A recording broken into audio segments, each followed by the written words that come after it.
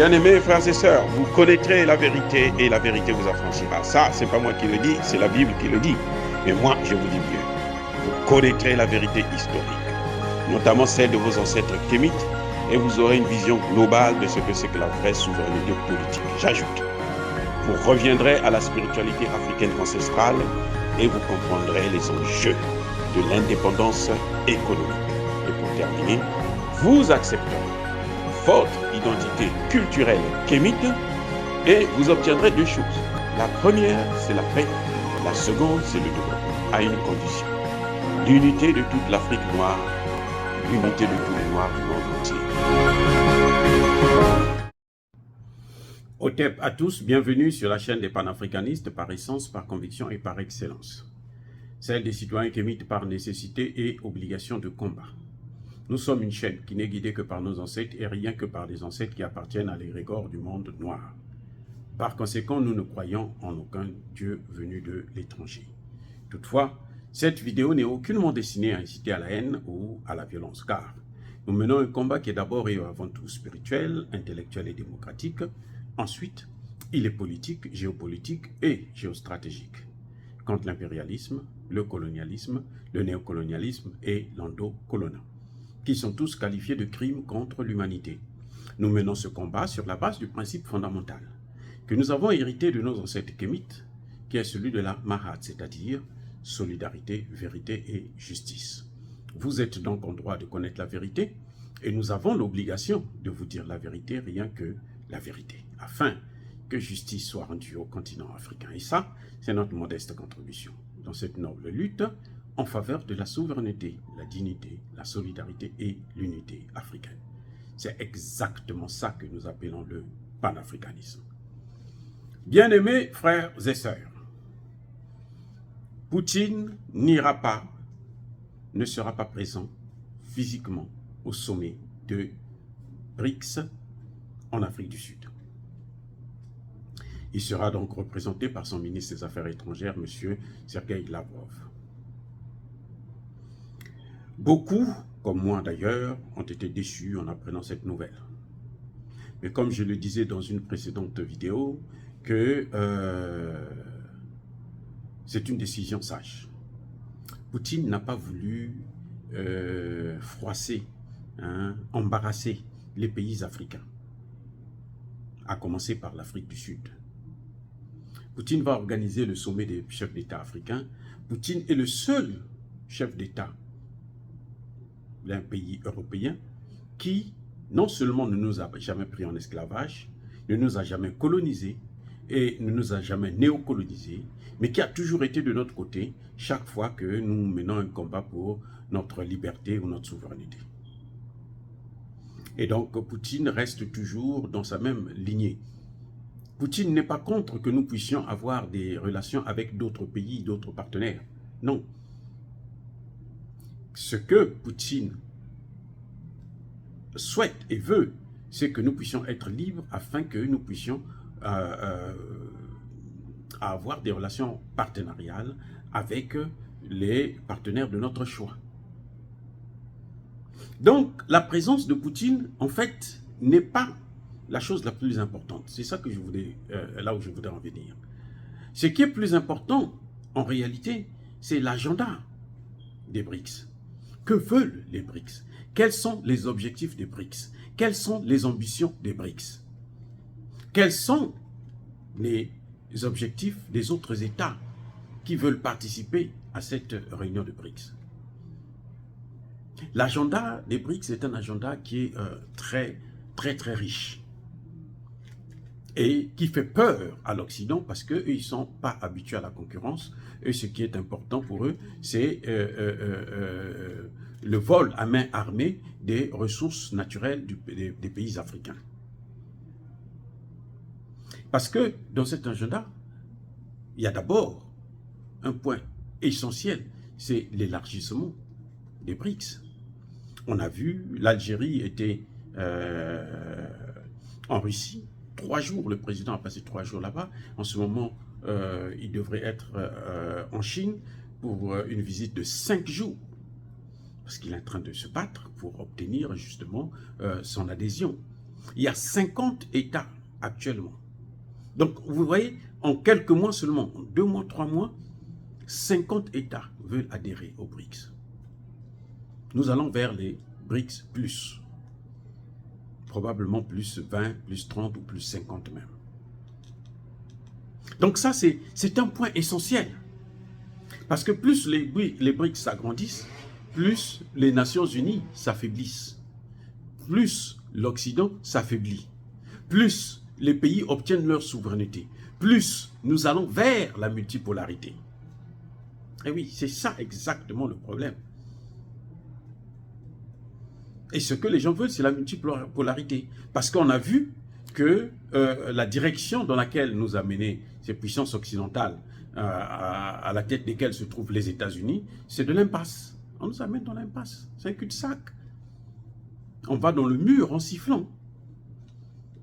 Parce que vous ne pouvez pas faire la diplomatie avec les armes. Là où il y a des armes, il n'y a pas de diplomatie. Ce n'est pas possible. Et on ne peut pas avoir les deux en même temps. Donc l'agenda des BRICS, c'est quelque chose de très important. Et c'est ça d'ailleurs qui inquiète les Occidentaux. Il y a un autre point, c'est l'augmentation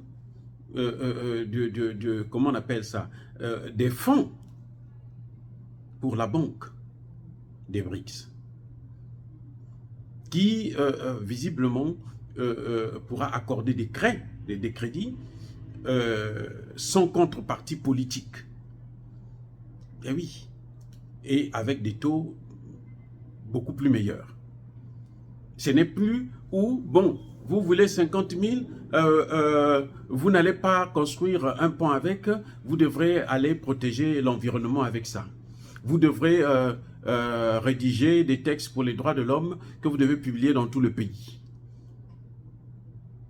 Et notre santé, notre éducation, non, on s'en fout de votre santé, de votre éducation, vous n'avez pas besoin de ça. Ce que vous avez besoin aujourd'hui, c'est protéger l'environnement parce que nous, on veut pas mourir de ce climat qui est en train de se réchauffer. Donc, vous devez faire des efforts. Alors que ce n'est pas nous qui polluons, nous polluons l'Afrique, pour tout le continent, à peine à 4%.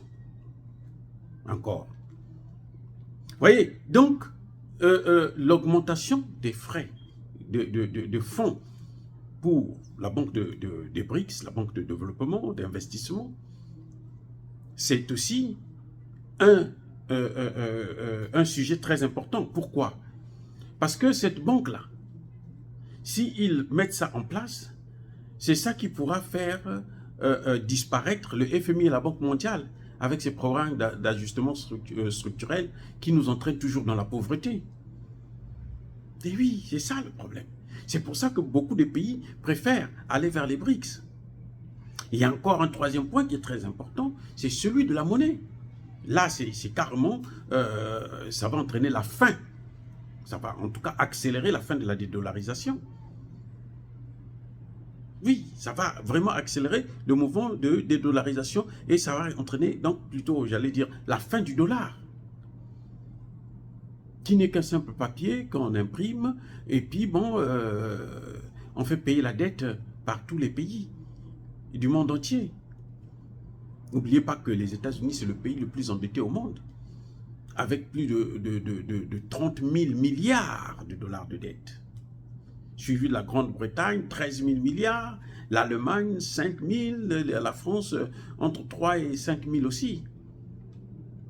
Oui, alors que le continent africain n'est à peine qu'à 800 millions de dollars. Plutôt 800 milliards de dollars pour l'ensemble du continent africain.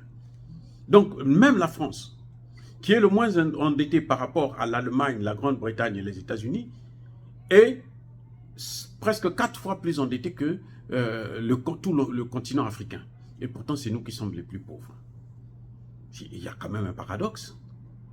Donc, ce qui est important aujourd'hui, ce n'est pas la présence de Vladimir Poutine. C'est plutôt l'agenda.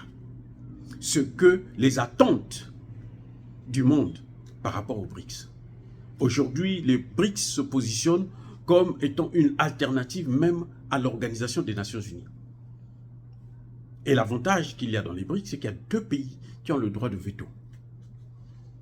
Mais oui, qui ne pourront pas sanctionner les pays membres des BRICS n'importe comment au Conseil de sécurité. Donc même le Conseil de sécurité sera affaibli, sinon il va plutôt disparaître. Ah oui, c'est pas pour rien qu'ils sont en train de mettre des moyens colossaux pour pouvoir, comment dirais-je, faire capoter le projet des BRICS. Ils sont surpris parce que les BRICS ont monté d'une manière incroyable. Les BRICS existent, ça fait bientôt plus d'une dizaine d'années. Mais avant, on se disait que bon, ben, c'est un groupe de pays qui se réunissent et tout, mais actuellement, surtout avec la guerre en Ukraine, on a vu que eh ben, les BRICS sont plus importants que l'Union européenne, que l'OTAN. Parce que la Russie, à elle seule, est en train de combattre l'OTAN. Donc, les BRICS, si on ajoute encore avec l'armée chinoise, avec l'armée indienne, c'est même pas la peine, c'est la catastrophe. Donc voilà, bien-aimés frères et sœurs, c'est décevant, c'est vrai qu'on aurait tous voulu, moi le premier, que Vladimir Poutine puisse se rendre en Afrique du Sud en personne pour défier ces gens, mais je ne pense pas que ce soit la peur, parce que Vladimir Poutine n'a pas peur, c'est un gaillard. C'est plutôt le respect, c'est la sagesse, c'est la grandeur d'esprit. Vladimir Poutine a montré là la différence entre les puissances occidentales et les puissances des BRICS. Parce que les puissances occidentales, eux, ils aiment montrer le torse. Nous, on est forts, hein, alors que parfois, ils ne sont rien. Ils ne sont rien s'ils ne vont pas voler les matières premières ailleurs. Vous avez déjà vu des pays qui ne vivent que sur le dos des matières premières des autres? Vous voyez que sur le dos des autres. Sur la corruption, sur le pillage, le vol à main armée. C'est-à-dire que vous venez, vous installez vos armées là-bas, dans ces pays, vous contrôlez, vous détruisez. Regardez le Soudan. La guerre qu'il y a au Soudan, ce n'est que la guerre des Occidentaux pour chasser les Russes de la mer Rouge. C'est tout. Donc pour ça seulement, on est obligé de tuer autant de Soudanais. Pour voler le pétrole irakien et libyen, vous avez vu ce qu'ils ont eux-mêmes appelé carpet bombing. Donc ils ont envoyé des bombes partout, n'importe comment, sans distinction. Écoles, hôpitaux, tout ont détruit. 500 000 morts en Irak. Des enfants, 500 000 enfants assassinés, tués, à cause d'eux, pour qu'ils puissent avoir la mainmise sur le pétrole irakien. Mais c'est pour combien de temps? La force de l'homme a toujours rencontré une force supérieure à la sienne. Dire cela, c'est inciter à la haine ou à la violence, non. Yabakole Hervé. Encore une fois, bien-aimés frères et sœurs, soyez bénis, abondamment bénis par le Dieu de Kémite et par nos ancêtres angélisés. Mais tous ceux qui persécutent le continent africain le pillent et le déstabilisent. Qu'ils soient noirs, blancs, chinois, arabes, indiens, qui qu'ils soient maudits, punis, foudroyés, neutralisés, écrasés, effacés par ce Dieu de Kémite et par nos ancêtres angélisés. Vive l'Afrique éternelle. J'ai dit et j'assume.